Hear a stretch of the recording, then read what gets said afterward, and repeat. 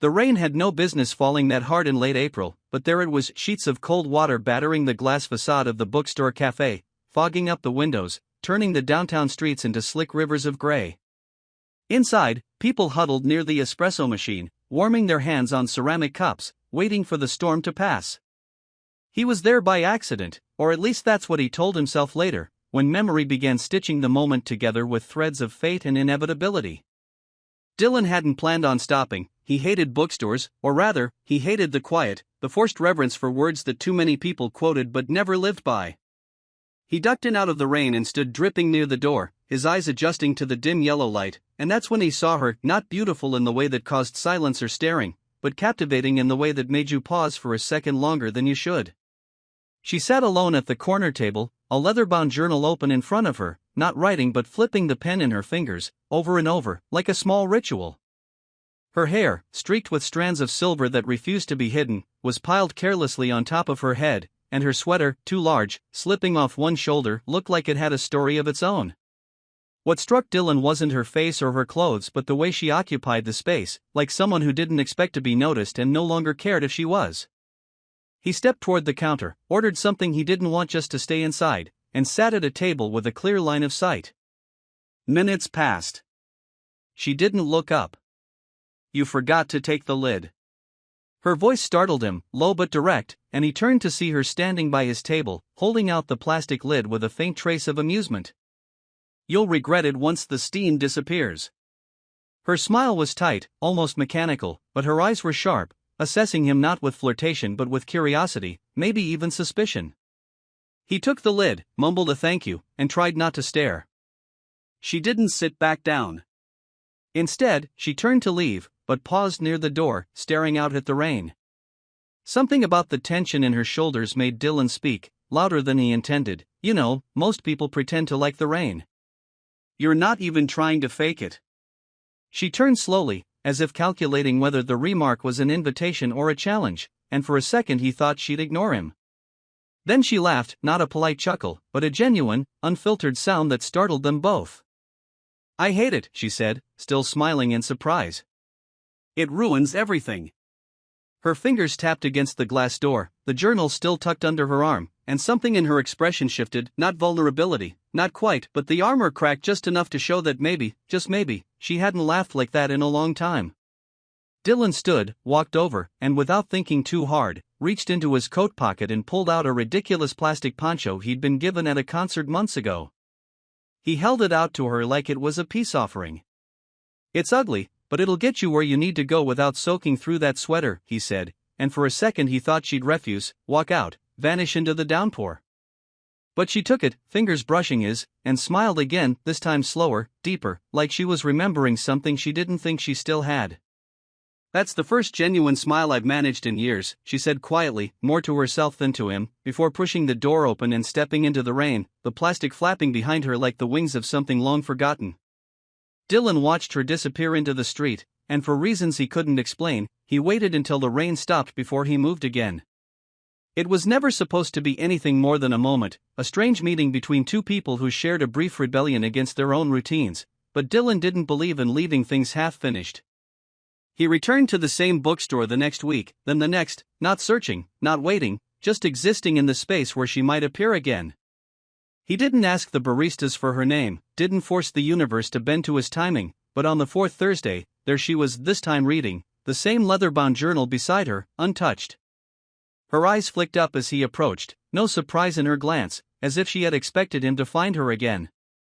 "You came back," she said without inflection, not as a welcome, not as a warning, but as a fact that they both understood now belonged to them. "I forgot to get your name last time," Dylan said, sliding into the chair across from her, not asking for permission because he already knew she would have said no if she wanted him gone. "Elena," she said simply, then returned to her book as if that was all he deserved for now. Days blurred after that.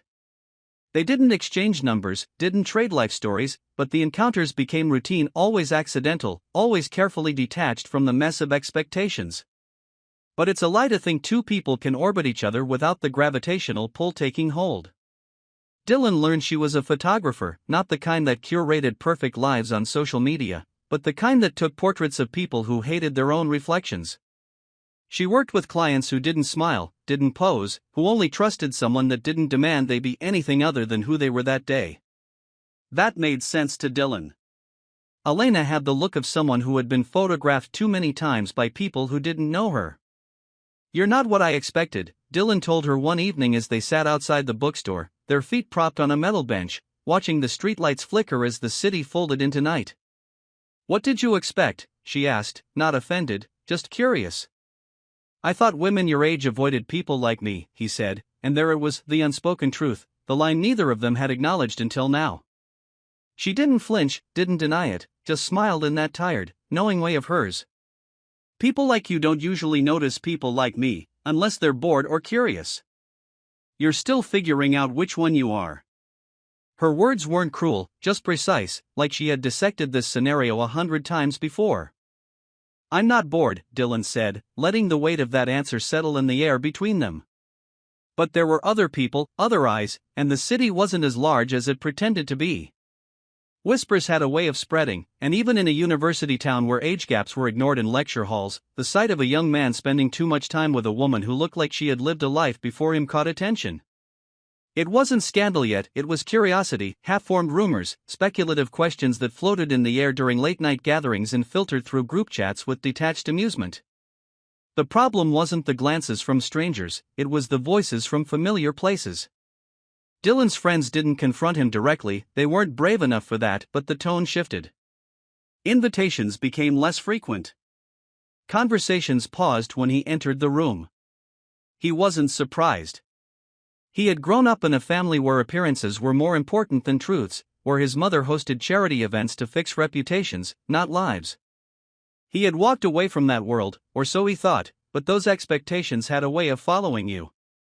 "You know, people are starting to talk," Dylan said one night, their usual spot now claimed with a different kind of tension.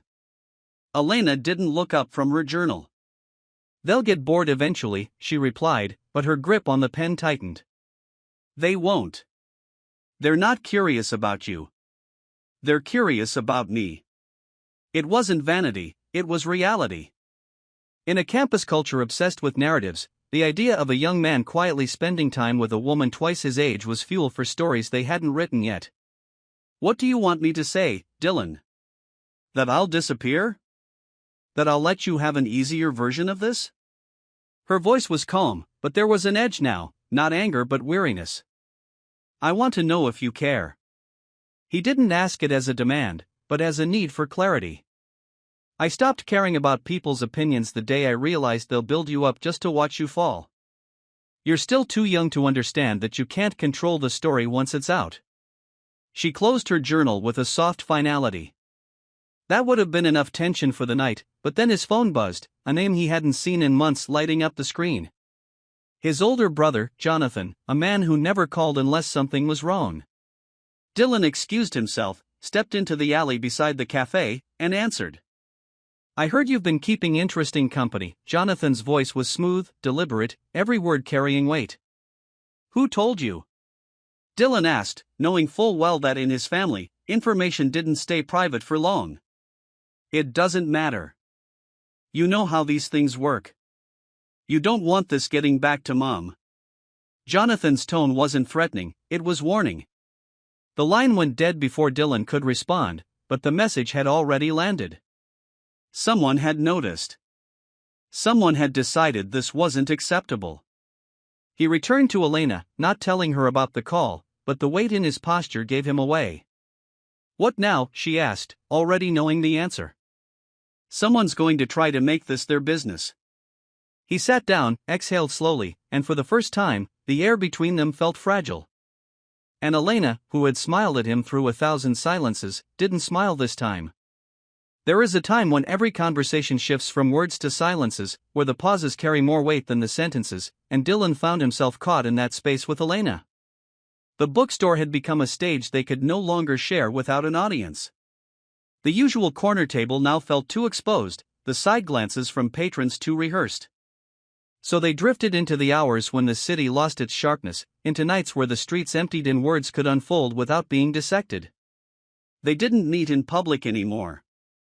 Instead, their conversations lived in the dead spaces of the night, on dimly lit benches in empty parks, in Dylan's car parked by the river where no one cared who you sat with, or in the small apartment Elena owned above a frame shop that hadn't sold anything new in months.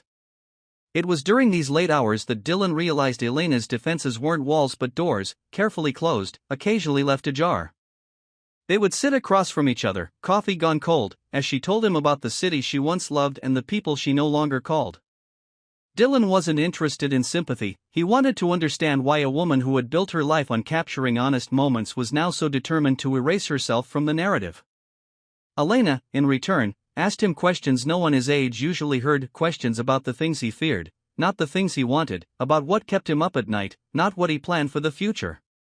In those conversations, they weren't defined by numbers or roles, just two people who had found the rarest thing, a space where performance wasn't required. But the world didn't stop moving. Dylan's phone became an enemy, vibrating with messages that grew more pointed each day. Friends who had once laughed with him now sent texts wrapped in faux concern, laced with warnings about appearances and consequences.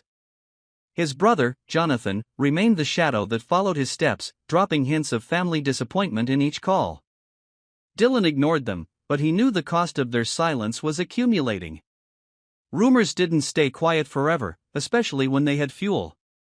It was a Thursday when the thin thread holding their privacy snapped. They had met at Elena's apartment, a place that smelled of varnish and old wood, with frames stacked against the walls like forgotten stories. They had been talking, not about anything grand, just about a photograph she had taken that day, a boy chasing a plastic bag across a parking lot, unaware of how absurdly perfect his expression had been. The simplicity of the moment was broken by the vibration of Dylan's phone, this time not from a friend, not from his brother, but from an unknown number. He almost ignored it, but curiosity won. "You should know I saw you. Not everyone's as blind as you think." The message was unsigned, the kind of statement designed to wrap around your throat and squeeze. Dylan showed the screen to Elena, her eyes narrowing as she read it, not with fear but with resignation. "I told you, you can't control the story once it's out," she said, standing up to pour herself a drink, the clink of glass a punctuation mark in the tension. "Do you know who it is?" Dylan asked, though he already suspected. "It doesn't matter who. What matters is what they'll do with it." Elena's voice was steady, but Dylan saw her hand tighten around the glass. This wasn't her first time being someone's whispered scandal. The following days blurred into a series of calculated movements. They stopped meeting at the bookstore entirely, communicating through messages that were deliberately mundane, never giving anyone a reason to suspect. But secrets have a way of demanding attention. One evening, after a long shift at his campus job, Dylan walked into the university cafe, only to feel the shift in the air the moment he entered. Conversations paused, eyes flickered up, and a silence draped over the room, heavy with the kind of anticipation that precedes a spectacle. She was there. Elena, standing near the back, speaking with a man Dylan vaguely recognized as a visiting lecturer, her posture poised, her expression unreadable. It wasn't the meeting that triggered the shift, it was the fact that someone was filming it. A phone raised discreetly, but not discreet enough, pointed not at the conversation but at the distance between Dylan and Elena. The message was clear. This was no longer a private affair. Someone wanted a reaction. Dylan approached, his steps deliberate, closing the space with a calm that belied the knot in his chest. Elena saw him coming, her gaze locking onto his, and for a split second, the room became irrelevant. "You've got an audience," Dylan said as he reached her, the words low, meant only for her. "I noticed," she replied, not turning, not flinching. The lecturer excused himself awkwardly, sensing the tension, leaving them in a bubble of expectation. Dylan knew the eyes were waiting for a scene, for confirmation of the rumors they had been feeding on. "We can leave now, pretend none of this matters," Elena offered, but there was no conviction in her voice. "No. I'm tired of pretending," Dylan said, louder this time, his tone slicing through the hush. Elena looked at him, really looked, and for the first time since they had met, he saw the flicker of uncertainty in her eyes. But she didn't move, didn't retreat. She stood there as Dylan reached out, not in a grand gesture, not to provoke, but simply to place his hand on hers. The contact was simple, but the silence it triggered was absolute. Whoever had been filming lowered their phone, realizing they had captured what they needed. Not a scandal. Not a denial. Just the truth laid bare in the smallest, most defiant of acts. Later that night, they sat in Dylan's car, the city buzzing around them, but neither speaking. The truth had been seen now, witnessed by those eager to dissect it. They both knew there was no undoing it. "They'll make it uglier than it is," Elena said, her voice hollow, staring out at the headlights passing by. "Let them try," Dylan answered, but he wasn't sure if he believed his own defiance. The fallout didn't explode. It spread as slow, methodical, like a rumor that had been rehearsed too long to stop now. Dylan's phone became a ledger of half-hearted concern, filled with messages masked as advice but rooted in quiet judgment. His brother's calls became more frequent, not demanding but insistent, dripping with the family's preferred tactic of polite suffocation. Elena, on the other hand, didn't mention it. She continued with her days as if the shift hadn't happened, as if being seen together in a place that should have been safe wasn't now the centerpiece of every conversation that circled Dylan's life. But silence has a price, and it collected its debt one evening when Dylan's professor asked him to assist at a university networking event, a polite gathering framed as a seminar, but everyone knew it was a chance for the right people to recognize the right names. It was held at an upscale gallery, walls lined with photographs and installations that tried too hard to be important. Dylan didn't want to go, but his professor's request wasn't a suggestion, and ignoring it would only fuel the narrative already spinning. Elena hadn't planned to attend. This wasn't her scene, not anymore, but the universe has a taste for irony. She had been hired to photograph the event, contracted through a third party who hadn't connected the dots between her name and the whispers floating around campus. When Dylan arrived, dressed in clothes that didn't belong to him but were necessary to keep up appearances, he saw her before she saw him. She stood near the far end of the gallery, adjusting the settings on her camera, her expression sharp, focused, unaware of the storm about to unfold. He moved through the crowd, navigating conversations wrapped in insincerity, but before he could reach her, a familiar voice intercepted him. "You're making this harder than it needs to be," Jonathan said, holding a glass of something that looked expensive but tasted like compliance. His brother's suit was perfect, his smile even more so, but his eyes carried the impatience of someone forced to clean up someone else's mistake. "I didn't ask for your help," Dylan replied, keeping his tone level, aware of the proximity of ears eager to catch fragments of drama. "That's the problem. You never do. But this isn't about you anymore. People are watching, and Mother's patience is running out." Jonathan's words were quiet, but there was an edge now, a reminder that in their family, the real consequences never came with a public announcement. Dylan didn't respond. He didn't need to. His focus had already shifted to Elena, who had now noticed him, her gaze locking onto his with a stillness that ignored the weight of the room. She started moving towards him, deliberate, unhurried, as if every step was her decision, not anyone else's. By the time she reached them, the conversation around them had thinned, not enough to be obvious, but enough for those who thrived on observation to tune in. Jonathan's smile remained, but his posture shifted, subtly bracing for an interaction he couldn't control. "I believe you know my brother," Dylan said, introducing her with a calm that didn't match the tightness in his chest. "Only through reputation," Elena replied, her tone polite but stripped of any pretense. Jonathan nodded, the kind of nod that wrapped dismissal in civility, and turned his attention back to Dylan. "You can walk out now, with your dignity intact. Or you can stay and watch them reduce you to a headline by morning." "I don't care about their headlines," Dylan said, but even he could hear the thinness in his defiance. "You should," Jonathan countered, then glanced at Elena, a gesture not overt but loaded. "You're not the one who'll carry the weight of it. She is." It was a precision strike, calculated to dislodge, but Elena didn't flinch. She stepped closer to Dylan, her presence steady, unbothered by the walls closing in. "You think this is the first time someone's tried to shame me for existing?" she asked, her voice low, controlled, designed not to provoke but to assert. Jonathan's smile thinned, realizing his usual tactics weren't landing the way they were supposed to. "What do you want me to do, Elena? Disappear?" Dylan asked, but his gaze didn't leave his brother's face. "No. I want you to decide if you're standing next to me because you believe in it, or because you're trying to prove something to them." Her words weren't a challenge. They were a line being drawn, and Dylan understood immediately that stepping over it wasn't a gesture, it was a commitment.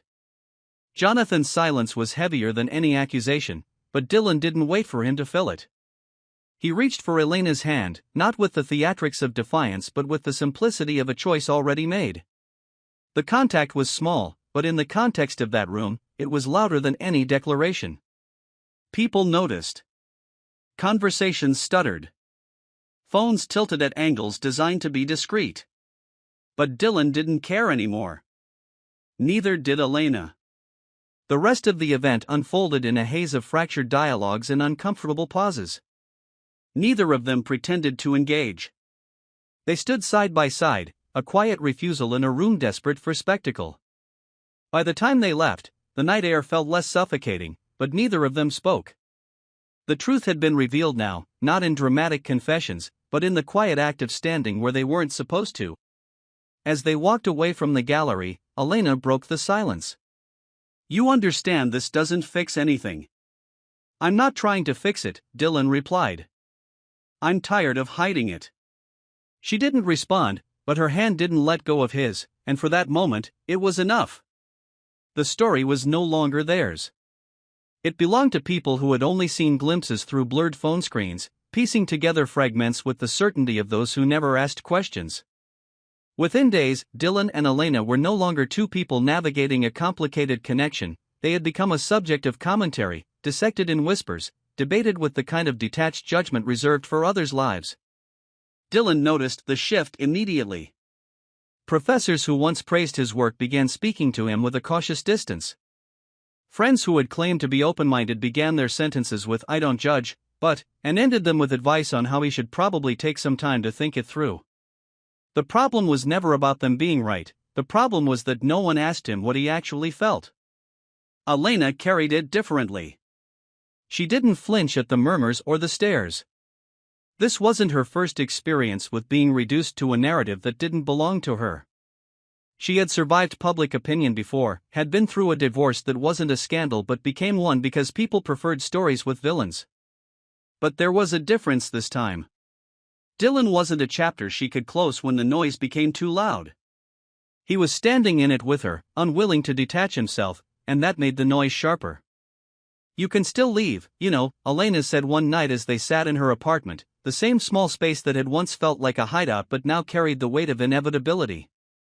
She was sitting by the window, the city outside refusing to quiet down, her journal open but untouched. "Why do you keep giving me that option?" Dylan asked, not with frustration but with genuine confusion. "Because most people want the option, even if they don't take it." "It makes them feel in control," she answered, her gaze fixed outside, not looking at him but not avoiding him either. "I'm not most people, and you know that," Dylan said, sitting across from her, elbows resting on his knees, leaning forward because he was tired of keeping distance. "I know," Elena admitted, and for the first time, the weight of her words wasn't laced with defense. It was acknowledgement, raw and unfiltered. "But you're not the one who loses in the end. You can outgrow this." "I can't." "That's not your decision to make," Dylan said, and there was no anger in his tone, only insistence, a demand not for compliance but for honesty. The conversation could have ended there, but fate doesn't respect timing. The knock on the door was soft but firm, the kind of knock that announced familiarity without invitation.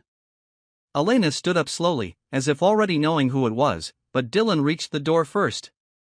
On the other side stood Jonathan, not in a suit, not armored with his usual professional indifference, but in a plain jacket, his expression tight, carrying something that felt heavier than family politics. "We need to talk," Jonathan said, not bothering with greetings, his tone stripped of pretense. "This isn't the place," Dylan replied, but Elena was already behind him, her posture calm, her expression unreadable. "It's fine. Let him in." Her voice wasn't welcoming. It was practical. This conversation had been coming, whether they liked it or not. Jonathan entered, standing awkwardly in the center of the small living room, as if the walls were closer than they actually were. "I don't care what you're doing in your private life," Jonathan started, but Dylan interrupted him before he could continue. "Yes, you do. Otherwise, you wouldn't be here." Jonathan sighed, running a hand through his hair, dropping the professional facade for a rare moment of sincerity. I care because I know how this ends. You think you're standing on principle, that you're proving something, but you're not ready for what happens when people stop being curious and start being cruel. It's not fair. It's not right. But that's how it works. Elena watched him carefully, her arms crossed, not defensive, but waiting to see where his words would land. I'm not interested in surviving by their rules, Dylan said, his voice steady.